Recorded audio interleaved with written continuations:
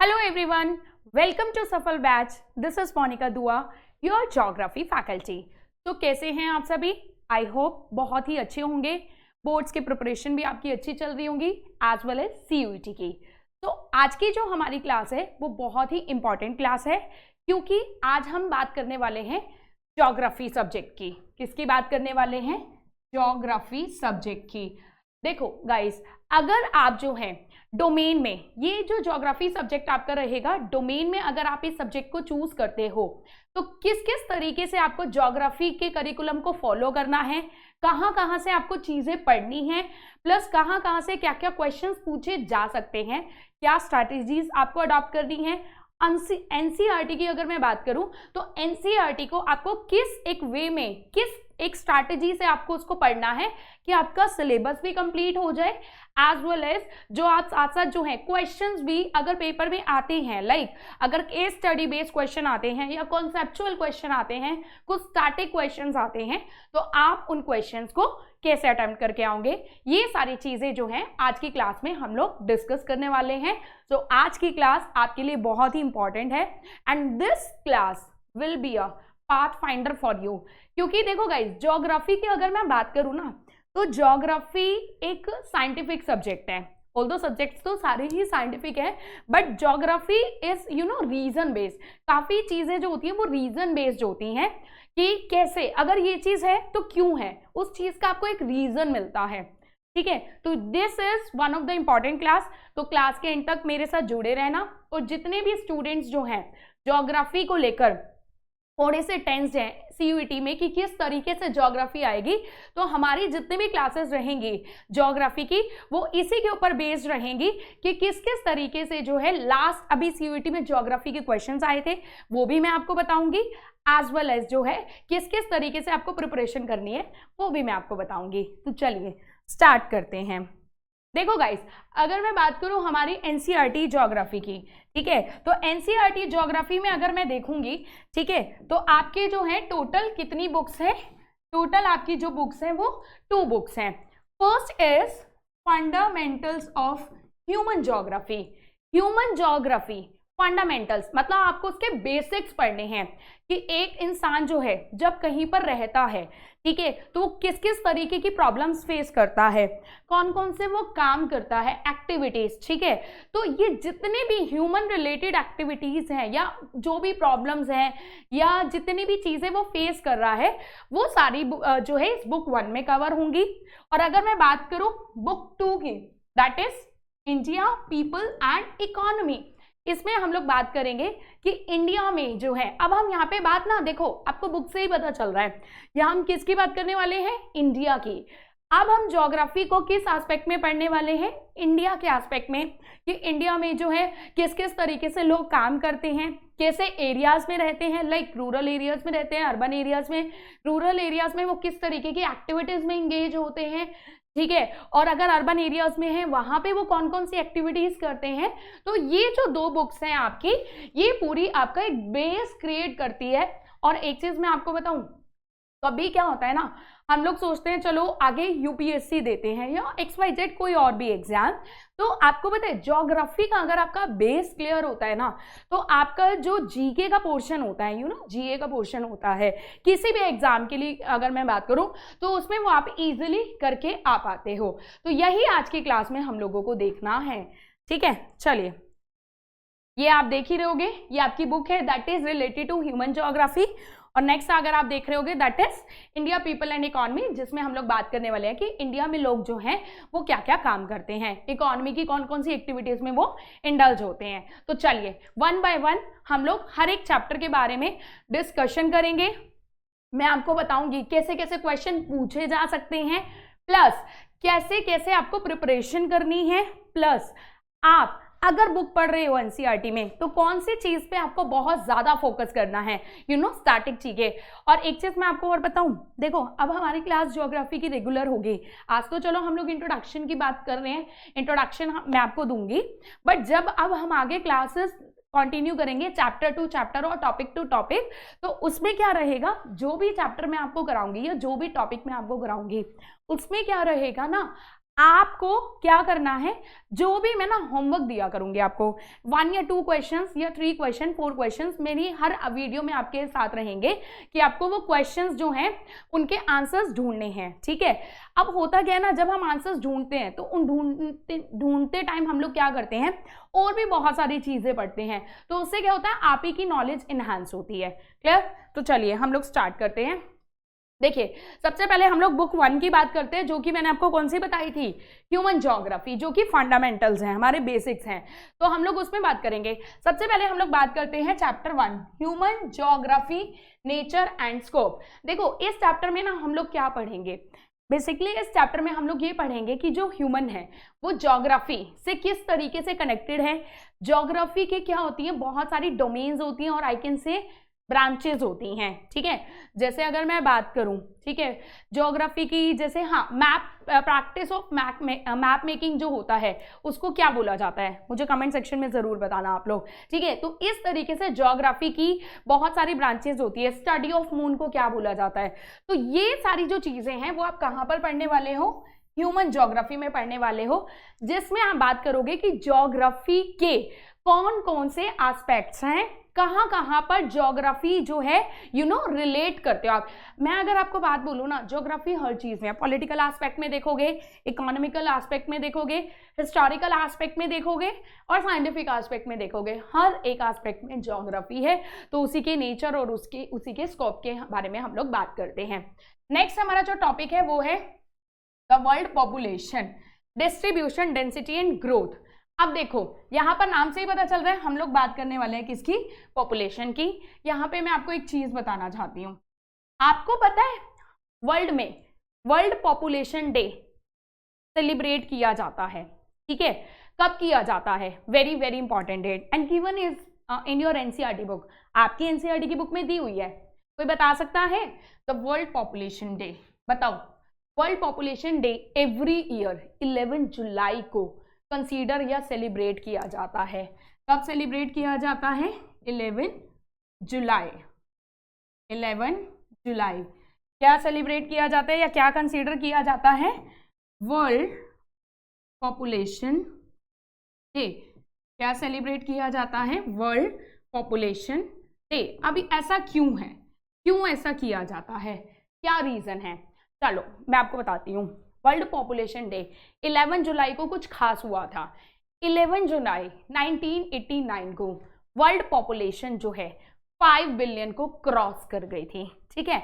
अब क्योंकि देखो, आपको भी पता है पॉपुलेशन जो है एक ऐसा एस्पेक्ट है, अगर इंक्रीज हो रही है उसके नेगेटिव एस्पेक्ट भी हैं और कहीं ना कहीं पॉजिटिव एस्पेक्ट भी हैं, ठीक है। तो इसके बाद जो है यूनाइटेड नेशंस ने जो है उनकी एक एजेंसी ने डिसाइड किया था कि 11 जुलाई अब से एवरी ईयर क्या सेलिब्रेट किया जाएगा, वर्ल्ड पॉपुलेशन डे, जिसमें हम लोग अगर पॉपुलेशन जो है रेकलेसली इंक्रीज हो रही है तो हम उसको किस तरीके से मतलब कंट्रोल कर सकते हैं, वो सारी चीजें। जैसे इसी में हम बात करेंगे डिस्ट्रीब्यूशन डेंसिटी। अब डेंसिटी क्या होता है, पॉपुलेशन डेंसिटी की अगर मैं बात करूं तो बेसिकली पॉपुलेशन डेंसिटी आप सभी को पता है कि 1 स्क्वायर किलोमीटर में नंबर ऑफ पीपल जितने रहते हैं वो होता है आपका डेंसिटी, ठीक है। चलो आप लोग मुझे कमेंट सेक्शन में बताना इंडिया का मोस्ट डेंसली पॉपुलेटेड स्टेट कौन सा है, ठीक है, मोस्ट डेंसली पॉपुलेटेड स्टेट कौन सा है। तो पॉपुलेशन डेंसिटी, पॉपुलेशन ग्रोथ, किस तरीके से पॉपुलेशन ग्रोथ हुई है, कभी अप कभी डाउन, कौन से एराज में बहुत ज्यादा पॉपुलेशन ग्रोथ हुई है। अगर मैं थोड़ी सी बात करूं, आप लोगों ने वर्ल्ड हिस्ट्री में पढ़ा होगा, यूरोप में ड्यूरिंग 19th सेंचुरी, है ना, पॉपुलेशन बहुत ज्यादा इंक्रीज हुई थी। तो वही चीजें किस तरीके से पॉपुलेशन ग्रोथ का पैटर्न रहा है, वो सारी चीजें हम लोग इस चैप्टर के अंदर कवर करेंगे। साथ ही साथ हम इसके स्टैटिक क्वेश्चन को अलग से करेंगे ताकि आपको रहे कि हाँ यहाँ से ये स्टैटिक चीजें हैं जो आपसे पूछी जा सकती हैं, ठीक है। नेक्स्ट हम लोग बात करते हैं पॉपुलेशन कॉम्पोजिशन। अब कॉम्पोजिशन मतलब जैसे हम लोग बात करते हैं सेक्स रेशो की, ठीक है, सेक्स रेशो की अगर हम बात करें, हम लोग इन्फेंट मोर्टेलिटी रेट की बात करें, हम लोग बर्थ रेट की बात करें, ये सारी चीजें जो है हम इसके अंदर पढ़ेंगे, ठीक है। अब आप लोग मुझे ये बताइएगा कमेंट सेक्शन में इंडिया का जो है, ठीक है, कौन सा ऐसा स्टेट है जहां पर हाईएस्ट सेक्स रेशो है और जहां पर लोएस्ट सेक्स रेशो है, दोनों स्टेट आपको मेरे को बताने हैं कमेंट सेक्शन में। नेक्स्ट हम लोग बात करने वाले हैं किसकी, प्राइमरी एक्टिविटीज। अब देखो गाइस, ये एक ऐसा टॉपिक है जो आप लोग ना 6th-7th से पढ़ते आ रहे हो। ऑफ कोर्स आप लोगों ने इको में भी पढ़ा है ये टॉपिक और ज्योग्राफी में भी पढ़ा है। प्राइमरी एक्टिविटीज आप सभी को बहुत अच्छे से पता है। प्राइमरी एक्टिविटीज किससे रिलेटेड होती हैं? बेसिकली जो आपके प्राइमरी एक्टिविटीज में अगर मैं बात करूं, एग्रीकल्चर आपका आ जाता है, माइनिंग आ जाती है, फॉरेस्ट्री आ जाती है, फिशिंग आती है।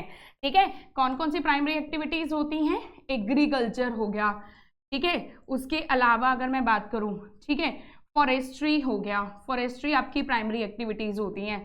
अगर मैं बात करूं आपका फिशिंग हो गया, फिशिंग भी आपका किसमें आता है? प्राइमरी एक्टिविटीज में आता है।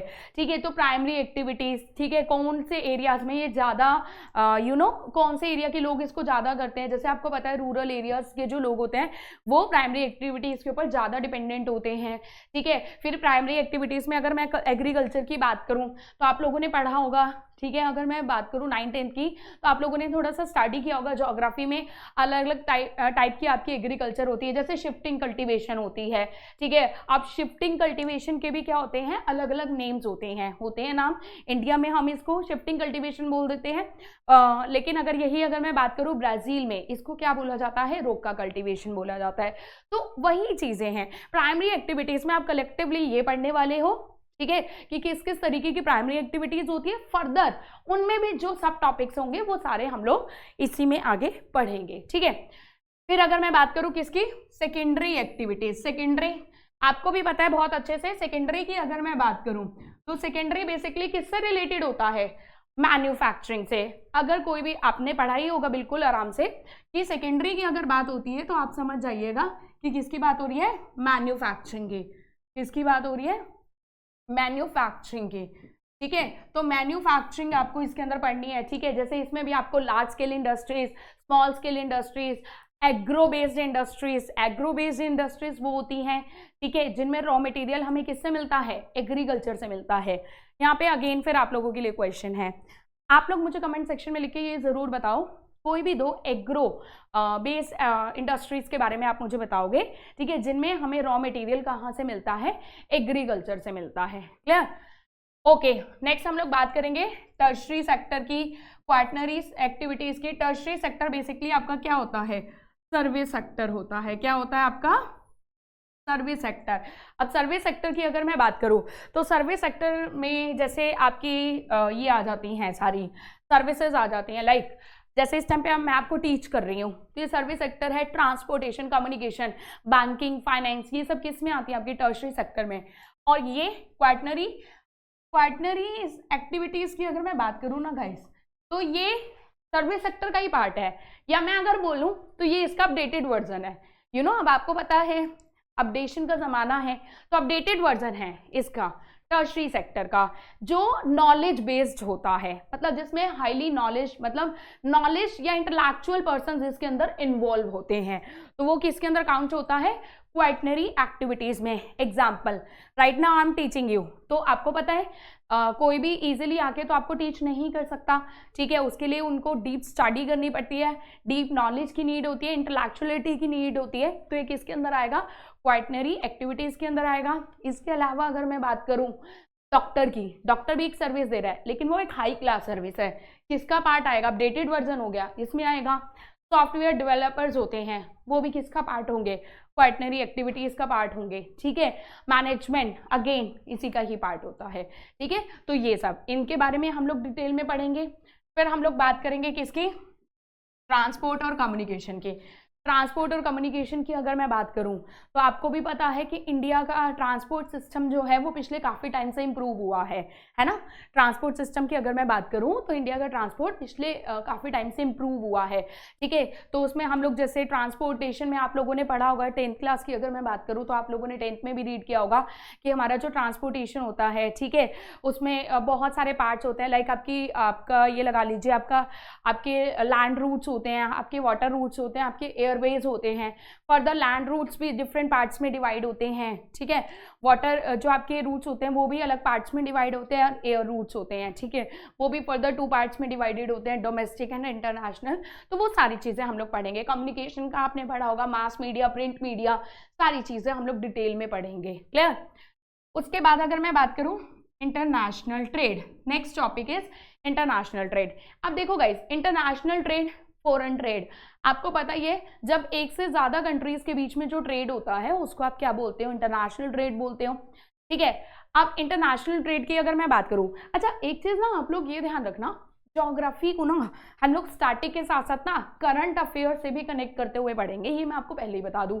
चीजें पता है क्या होती है, ऑल्दो डोमेन में करंट अफेयर्स का इतना पोर्शन नहीं होगा मेनली आपका 12th का ही रहेगा, but the thing is this कि क्योंकि आप एक ज्योग्राफिकल स्टूडेंट हो, तो अगर आपने स्टैटिक पढ़ लिया कि इंडिया में वो चीज तब कौन से पर्टिकुलर ईयर में क्या थी, तो यू नो आपको प्रेजेंट का भी पता होना चाहिए, क्योंकि चीजें टाइम टू टाइम क्या होती रहती है, चेंज होती रहती है।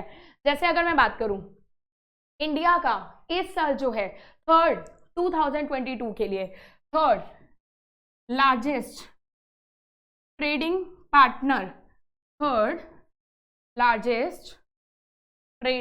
पार्टनर कौन सी कंट्री रही है इस साल का 2022 का, कोई बता सकता है? फर्स्ट यूएस था, सेकंड चाइना है, तो थर्ड कौन सी कंट्री रही है, कोई बता सकता है मुझे? For the 2022 third largest trading country, ठीक है, या पार्टनर, तो वो है आपका UAE, United Arab Emirates. Clear?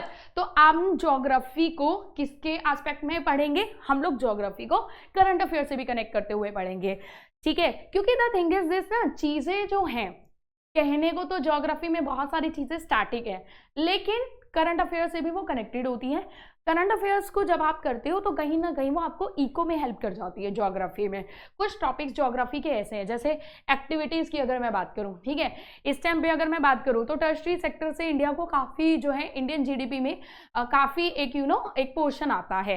Clear? और पहले जबकि प्राइमरी सेक्टर का पार्ट हुआ करता, पार्ट नहीं इन द सेंस कि पहले प्राइमरी सेक्टर से सबसे ज़्यादा इंडियन जीडीपी में प्राइमरी सेक्टर सबसे ज़्यादा कॉन्ट्रीब्यूट करता था, बट अब टर्शरी करता है, ठीक है।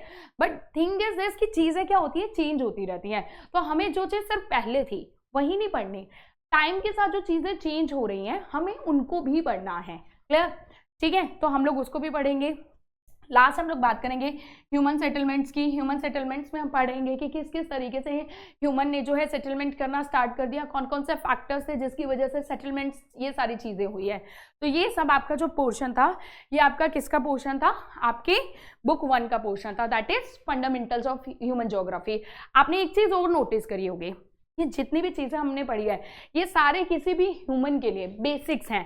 देखो, पॉपुलेशन बेसिक चीज़ है बिल्कुल, ठीक है। उसके अलावा पॉपुलेशन कॉम्पोजिशन, सेक्स रेशो किसी भी कंट्री के लिए कितना इंपॉर्टेंट होता है कि वो अपनी सेक्स रेशो को क्या करे, मेंटेन करके रखें। समझ आ रही है बात? ठीक है। एक्टिविटीज मेजर पार्ट है, इकोनॉमी को भी कनेक्ट करता है। ह्यूमन डेवलपमेंट की अगर मैं बात करूं, ठीक है, ह्यूमन डेवलपमेंट में जैसे अगर मैं बात करूं तो आपको पता है ह्यूमन डेवलपमेंट में बहुत सारे इंडेक्सेस आते हैं, जैसे आपने पढ़ा भी होगा ह्यूमन डेवलपमेंट इंडेक्स जो होता है वो UNDP हर साल एक रिपोर्ट पब्लिश करता है, यूनाइटेड नेशन डेवलपमेंट प्रोग्राम, है ना। तो ह्यूमन डेवलपमेंट इंडेक्स हो गया। तो आप ये जो चीज़ें होती हैं, ह्यूमन जो है रह रहा है सोसाइटी के अंदर, तो उसका डेवलपमेंट किस तरीके से हो रहा है, तो ये सारे क्या है, बेसिक्स हैं, फंडामेंटल्स हैं, ठीक है। सेकेंडरी हो गया, टर्शरी सेक्टर हो गया, ट्रांसपोर्ट हो गया, कम्युनिकेशन हो गया, ये सब क्या है, बेसिक्स हैं। ये इसी वजह से इस बुक का नाम भी क्या रखा गया, फंडामेंटल्स, मतलब बेसिक्स। तो इस चैप्टर में इस पूरी बुक के अंदर हम यही इन चैप्टर्स में बेसिक्स के बारे में ही पढ़ेंगे। अब हम जब ये बेसिक्स पढ़ लेते हैं, अब इन्हीं बेसिक्स को हम किसके एस्पेक्ट में देखेंगे, इंडिया के एस्पेक्ट में देखेंगे कि लाइक इंडिया में जैसे अगर हम बात करेंगे ट्रांसपोर्ट की अगर मैं बात करूं, ठीक है, तो लॉन्गेस्ट हाईवे ऑफ इंडिया, आगे मैं बताऊंगी आपको इसके बारे में, ठीक है। तो उन्हीं बेसिक्स को पढ़ने के बाद अब हम इन्हीं बेसिक्स को किस एस्पेक्ट में देखने वाले हैं, इंडिया के एस्पेक्ट में देखने वाले हैं कि इंडिया में ये बेसिक्स किस तरीके से इंप्लीमेंट हुए हैं, प्लस इस टाइम पर इंडिया का स्टैटिक डेटा जो है इससे रिलेटेड क्या क्या है, ठीक है। तो इसीलिए जो हमारी नेक्स्ट बुक है उसका नाम क्या है, India people and economy. Clear? तो चलिए फर्स्ट चैप्टर अगेन फिर आपका वही आ गया, population distribution growth and composition, जो मैंने आपको बताया, जिसमें आप यही पढ़ोगे, पॉपुलेशन डेंसिटी के बारे में पढ़ोगे, पॉपुलेशन कॉम्पोजिशन के बारे में पढ़ने वाले हो आप लोग। तो इसके लिए मैंने आपको होमवर्क भी दिया है कि आपको मुझे बताना है most densely populated state in India, ठीक है, and least densely populated state in India. फिर हम लोग बात करने वाले हैं माइग्रेशन की। अब माइग्रेशन क्या होता है, देखो माइग्रेशन की वैसे तो बहुत सारे लोग बहुत सारी डेफिनेशन बताते हैं, लेकिन अगर मैं यूएन डेफिनेशन की बात करूं, यूएन ने माइग्रेशन की क्या डेफिनेशन दी है, तो यूएन ने माइग्रेशन को लेकर ये बोला है कि जब किसी भी कंट्री के जो लोग हैं, ठीक है, किसी भी कंट्री के जो लोग हैं, ठीक है, वो एक कंट्री को छोड़कर जो है दूसरी कंट्री में माइग्रेट होते हैं फॉर परमानेंट पर्पस। परमानेंट मतलब एक लॉन्ग टाइम के लिए वहां पर रहने के लिए, ठीक है, for permanent purpose, permanent settlement मतलब परमानेंट रहने के लिए।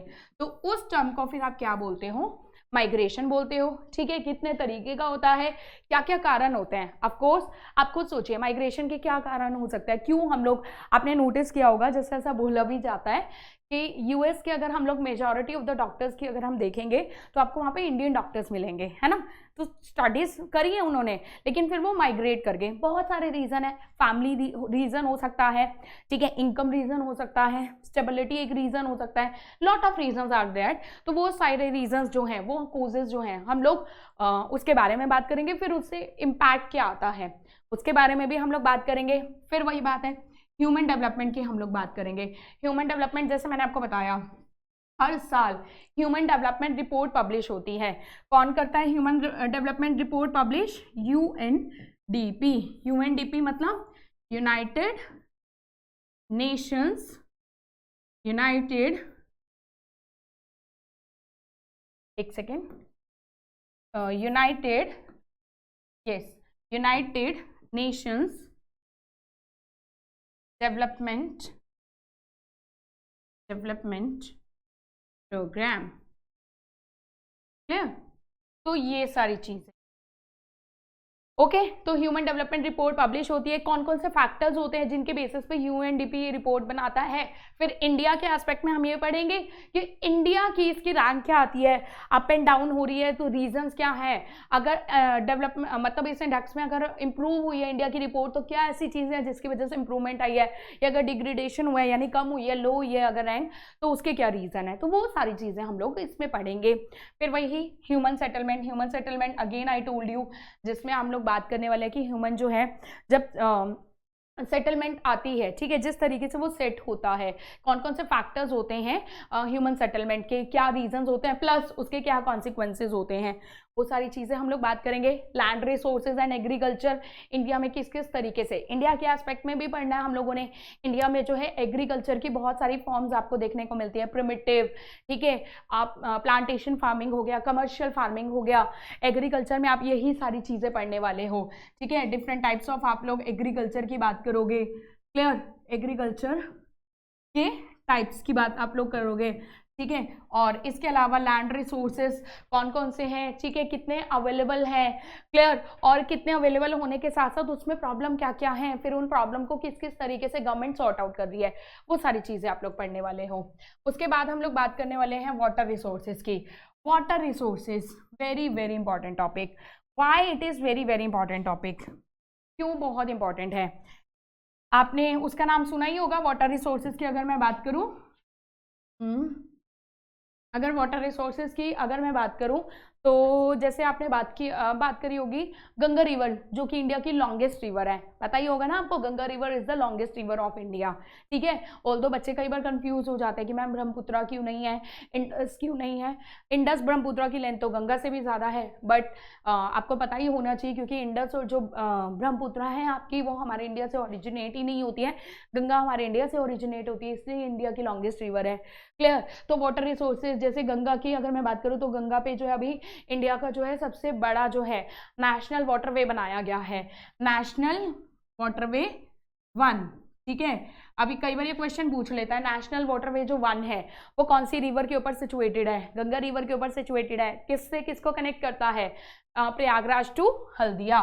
कहाँ से कहाँ जाता है, प्रयागराज टू हल्दिया, किसको कनेक्ट करता है, प्रयागराज से हल्दिया, हल्दिया आपका वेस्ट बंगाल में है, प्रयागराज तो सभी को ही पता होगा, ठीक है ना, तो इसको कनेक्ट करता है, ठीक है। तो ये नेशनल वाटरवे 1, नेशनल वाटरवे 2 हमारा कौन सी रिवर पे बना हुआ है, ब्रह्मपुत्र रिवर पे बना हुआ है, ठीक है। तो वाटर रिसोर्सेज में हम ये सारी चीजें पढ़ेंगे।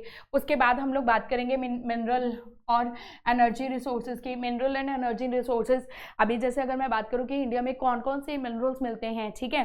मिनरल्स में इंडिया जो है कौन कौन से मिनरल्स में इंडिया बहुत ज़्यादा रिच है, जैसे मैग्नीज की अगर मैं बात करूँ तो इंडिया टॉप पर आता है। वैसे मैं आपको आपकी इन्फॉर्मेशन के लिए बताऊँ, इस साल जो है इंडिया शुगर प्रोडक्शन में, although sugar is not the part of mineral but still I am telling you कि इस साल जो है इंडिया शुगर प्रोडक्शन के मामले में भी टॉप 1 पर रहा है। वरना वैसे ब्राज़ील होता था, बट इस साल शुगर प्रोडक्शन में इंडिया टॉप 1 पर रहा है, ब्राज़ील टॉप 2 पर रहा है।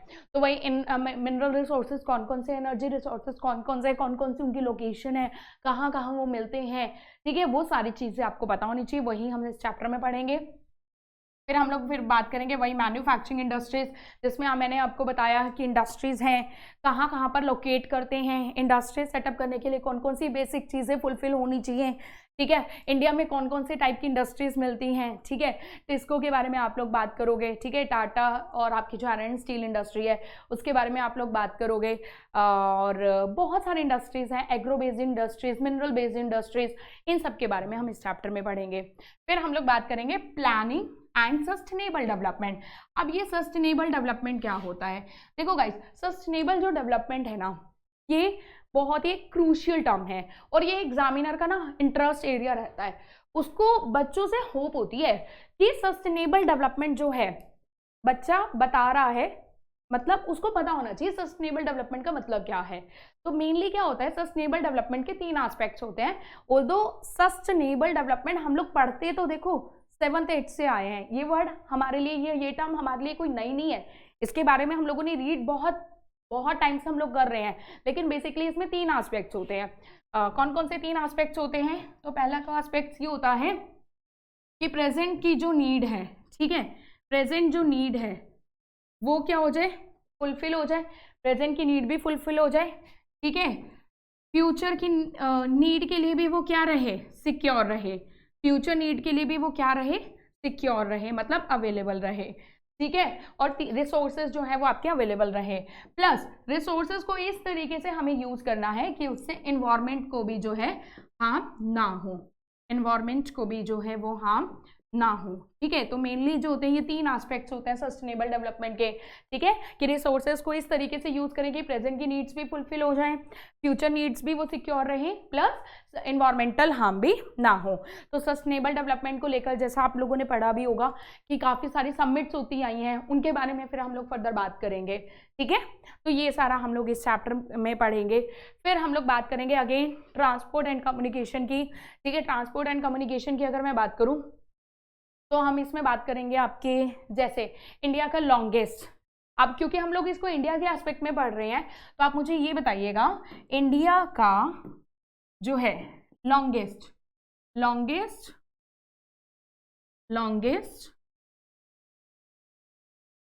नेशनल हाईवे, ठीक है, national NH, national highway, India का लॉन्गेस्ट नेशनल हाईवे कौन सा है, ठीक है। तो आप सभी को बताएं इंडिया का जो लॉन्गेस्ट नेशनल हाईवे है वो कौन सा है, NH44।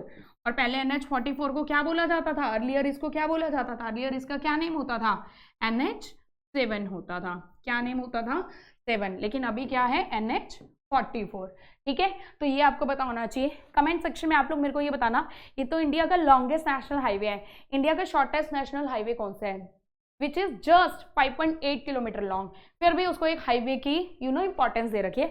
ये मेरा आप लोगों से क्वेश्चन है, कमेंट सेक्शन में आप लोग मेरे को जरूर बताना, तो उनके बारे में हम लोग बात करेंगे। फिर वही इंटरनेशनल ट्रेड, इंडिया का कहाँ कहाँ पे ट्रेड जाता है, इंडिया कैसे जो एक्सपोर्ट करता है, किन किन चीज़ों का एक्सपोर्ट करता है, इंपोर्ट करता है, वो सारी चीज़ें, फेवरेबल ट्रेड क्या होता है, इनफेवरेबल, वो सारी चीज़ें हम पढ़ेंगे। एंड देन हम लोग बात करेंगे कुछ इश्यूज़ की, ठीक है, और प्रॉब्लम्स की, प्लस उनसे रिलेटेड क्या क्या स्टेप्स उठाए गए हैं। जैसे अभी हम लोगों ने बात करी थी किसकी, सस्टेनेबल डेवलपमेंट की, कि रिसोर्सेज को हम लोग यूज़ तो कर रहे हैं लेकिन प्रॉब्लम क्या आ रही है, यूज़ करते जो है इन्वायरमेंट का क्या हो रहा है, डिग्रेडेशन हो रहा है। तो आप सभी को बहुत अच्छे से पता भी होगा कि एक जो है रियो समिट हुई थी, क्या हुई थी, रियो समिट, वैसे कब हुई थी रियो समिट? रियो समिट आपकी हुई थी 1992 में, ठीक है। और जिसे क्या बोला गया था? फर्स्ट अर्थ समिट भी बोला गया था। क्या बोला गया था? फर्स्ट अर्थ समिट भी बोला गया था, है ना। तो इन सब के बारे में हम डिटेल में पढ़ेंगे कि ये जो फर्स्ट अर्थ समिट हुई थी, ठीक है, ये जो फर्स्ट आपकी अर्थ समिट हुई थी, क्लियर, ये फर्स्ट अर्थ समिट के टाइम पर जो है कौन कौन से मेजर स्टेप्स लिए गए थे, जिसमें आपने पढ़ा होगा मेनली जो है एजेंडा 21, कौन सा? एजेंडा 21 वो आया था, ठीक है, उससे रिलेटेड एस्पेक्ट्स, तो वही सारी चीजें जो हैं हम लोग पढ़ेंगे। तो आई होप आपको पता चल गया होगा कि हम लोग किस तरीके से करेंगे। इसमें ना मैं एक चीज़ आपको एक ऐड ऑन करना चाहूँगी, जितनी भी चीज़ें हम लोग पढ़ेंगे ना, जितनी भी हमारी क्लासेस रहेंगे, एक तो मेरी आप लोगों से रिक्वेस्ट रहेगी कि आप लोग उन क्लासेस को लेकर रेगुलर रहना, रेगुलर इन द सेंस कि टाइम टू टाइम जो है आप उन वीडियोज़ को देखते रहना, ठीक है। रीज़न भी एक तो ये आपके बोर्ड्स में भी अभी हेल्प करेंगे, क्योंकि अभी आपको पता है बोर्ड्स भी आ रहे हैं, तो बोर्ड्स में भी हेल्प करेंगे एज इट इज़, और साथ ही साथ जो है ना CUET की तो हेल्प करेंगे ही करेंगे, प्लस आपको हर एक चैप्टर के अंदर मैं ये भी बताऊंगी कि CUET में लास्ट टाइम पे किस किस तरीके से कौन कौन से चैप्टर से कैसे क्वेश्चन पूछे गए थे, ये आपको फायदा रहेगा। स्टैटिक पोर्शन को हम अलग से कवर करेंगे MCQ की फॉर्म में, ठीक है, कि इस तरीके से क्वेश्चन ऐसे पूछा जा सकता है, जिससे पता क्या होगा, आप लोगों को ये रहेगा कि हर एक चैप्टर में जो है कौन से स्टैटिक चीज़ें हैं, आपको पता चल गया, हाँ जी इतनी स्टैटिक चीज़ें ये आपको लर्न करनी ही करनी है, क्योंकि आपको पता है स्टैटिक चीज़ें तो आपको लर्न नहीं करनी होती है ना, तो वो यही सारी चीज़ें हैं। सो इसी के साथ मैं आपका थैंक यू करती हूँ, और मैं आपसे रिक्वेस्ट करती हूँ कि आप लोग जो है टाइम से हमारे साथ रेगुलर बने रहना, सो दैट कि हम लोग अच्छे से CUET को क्रैक कर सके, प्लस जितने भी क्वेश्चंस मैंने आप लोगों से पूछे हैं उन सारे क्वेश्चंस का मुझे आंसर कमेंट सेक्शन में ज़रूर मिलना चाहिए, ये आप ज़रूर। चलिए, will meet again, till then bye bye, take care, thank you.